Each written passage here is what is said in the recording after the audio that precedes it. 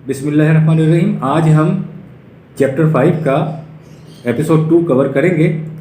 वही सिलसिला जो हमारा चल रहा था इय्याका नस्तईन का।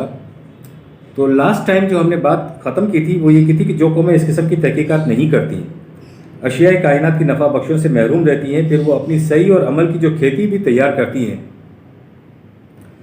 यानी जिस हद तक भी वो काम करती हैं, जो भी वो मेहनत करती हैं, तो वो झुलस जाती हैं, क्योंकि जो कौमें उनसे आगे हैं, जो मुसख्खर कर रही हैं, वो फिर इन्हें जो है इनसे इनके जो नफ़ा बख्शियाँ होती हैं, जो इन्हें इनका नसीब होता है, जो इन्हें मिला होता है, वो भी उस पर हावी हो जाती हैं। दूसरी बात ये कि उनकी सुनवाई भी नहीं रहती। दुनिया में वो अपने हक़ के लिए जब कोशिश करते हैं तो फिर उनकी सुनवाई नहीं होती। अब 3/193 में हम शुरू कर रहे हैं आज एपिसोड 2। मोमिन तो रसूल की पुकार पर लब्बैक कहता है और अल्लाह के कानून की सदाकत पर ईमान लाता है। इसके सीने में ये आरज़ुएँ होती हैं कि अगर ज़िंदगी में कोई भी भूल चूक हो जाए तो उसके नतीजे में जो मुज़र्रत रस्सा नुकसान पहुँचने वाला हो उससे वो महफूज रहे।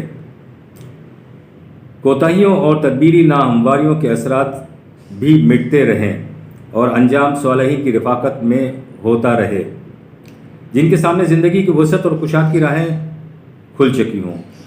यानी कुशाद की राहें उन्हीं लोगों के लिए खुलती हैं जो सालिहीन होते हैं। अच्छा, 3/94 में फिर आगे बात कही जा रही है।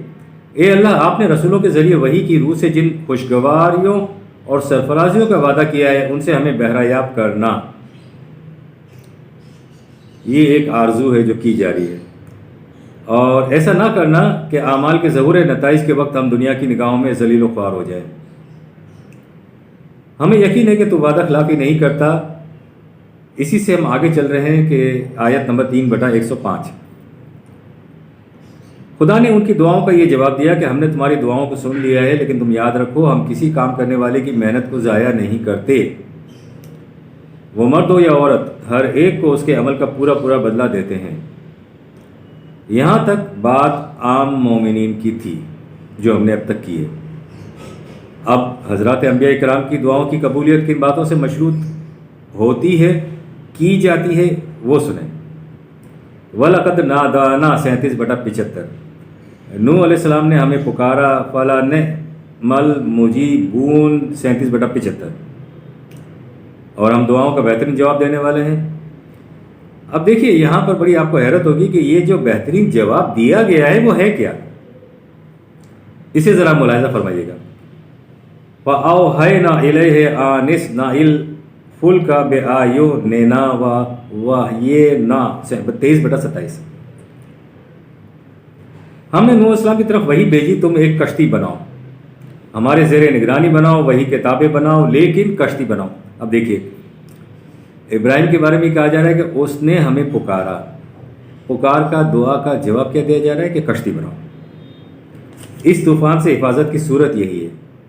देखें, मतलब है कि वो दुआ कर रहे थे। हमारी, शायद हम अगर दुआ करें तो हमें तो ये होता है कि वो काम बैठे बिठाए हो जाए, लेकिन एक पैगंबर जो दुआ कर रहा है तो उसको काम सौंपा जा रहा है कि कश्ती बनाओ। कद ऊतीता सु ओ लका या मूसा 20/36। ए मूसा, जो कुछ तुमने मांगा है तुझे अता कर दिया। अब मूसा अलैहिस्सलाम ने भी मांगा था और फरमाया कि हमने दुआ कबूल कर ली और तुम्हें दे भी दिया है। अच्छा, वो दिया क्या है? वो भी इसी तरह से एक काम ही दिया है। मांगने पर जो कुछ अता किया गया है वो सुनिए। हम तो ये चाहते हैं कि मांगने के बाद जो कुछ मांगा है वो मिल जाए और बैठे बिठाए मिल जाए। मूसा अलैहिस्सलाम ने जो कुछ मांगा उसके सिले में उनके ज़िम्मे काम लगा दिए गए कि ये करो और यूँ करो, ये हमने तुम्हें दे दिया। इज़हब अंत वाहू कबे आयाती वला तानी या फी ज़िक्री 20/42। तुम दोनों भाई फिरौन की तरफ जाओ, तुम्हारे ज़िम्मे जो प्रोग्राम है उसे बरोकार लाने में ज़रा सी भी सुस्ती ना करना। अब आपको समझ आ गया होगा कि दुआ क्या होती है और कबूलियत कैसे होती है, कि काम ही उसके ज़िम्मे लगा दिया जाता है। 10/89 में आगे बयान किया जा रहा है, उसमें भी यही मजमून है कि जम कर खड़े हो जाओ, तुम्हारे पाए इस्तिकामत में ज़रा सी लग़ज़िश ना आने पाए, फिर तुम कामयाबी को नसीब होता हुआ देखोगे। अब मेरा ख्याल है कि दुआ करने से पहले सोचना चाहिए कि कहीं कोई काम ही गले ना पड़ जाए। دعا کے متعلق جب اللہ تعالیٰ فرماتا ہے کہ ہم نے انہیں قبول کر لیا ہے تو ساتھ میں یہ تاکید بھی ہے کہ کامیابی کے لیے جن طبعی اسباب و ذرائع کی ضرورت ہے انہیں پہنچایا جائے. وما دعاء الکافرین الا فی ضلال 13/14. جو لوگ خدا کے اس قانون کی صداقت سے انکار کرتے ہیں دریا کے، وہ ایسے ہی ہے. اگر جو لوگ اس صداقت سے انکار کرتے ہیں، اس قانون کی صداقت سے انکار کرتے ہیں، ان کی مثال دی گئی ہے وہ ایسا ہی ہے جیسے ایک دریا کے کنارے پر کھڑا ہوا آدمی پکارتا رہے پانی پانی پانی، لیکن پانی اس کے منہ میں پہنچ تو نہیں جائے گا. پانی تو تبھی آئے گا جب وہ اس پانی کی طرف جائے گا اور اسے چلو بھر لے کر پیے گا. تو اس طرح کی حرکت کرنے سے مراد یہ ہے کہ وہ خدا کے قانون کی صداقت کا انکار کر رہا ہے. اچھا، جب بات یہ ہے تو پھر ایک سوال کیا جاتا ہے کہ جی پھر خدا کی خدائی میں جو مظلوم ہیں، مصیبت کے مارے ہیں، ان کی داد اور فریاد اور دعاؤں کا سننے والا کیا کوئی نہیں ہے؟ پھر ہمیں یہ سمجھنا چاہیے نہیں، ایسا نہیں ہے.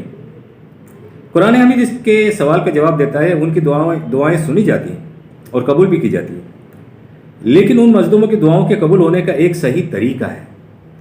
اس طریقے کے مطابق اگر دعا مانگی جائے گی تو قبول ہوگی. جماعت مومنین 13 برس تک قریش کے مظالم کا تختہ مشق بنے رہے. کیا انہوں نے دعائیں نہیں کی ہوں گی؟ کیا ان کی دعائیں قبول نہیں ہوئی ہوں گی؟ بات یہ ہے کہ اس وقت دنیا میں مظلوموں کی دادرسی کے لیے کوئی نظام وجود میں نہیں آیا ہوا تھا، اور نہ دنیا میں اس کی کوئی مثال تھی. ان سے ہمیشہ یہی کہا جاتا رہا کہ ہمت سے، استقلال سے اپنے پروگرام پر ثابت قدم رہو. جب تمہاری حکومت قائم ہو جائے گی تو اسی حکومت کے قیام کے بعد مسائل کا حل بھی نکلنا شروع ہو جائے گا اور تم مظلوموں کی داد رسی کے بھی قابل ہو جاؤ گے.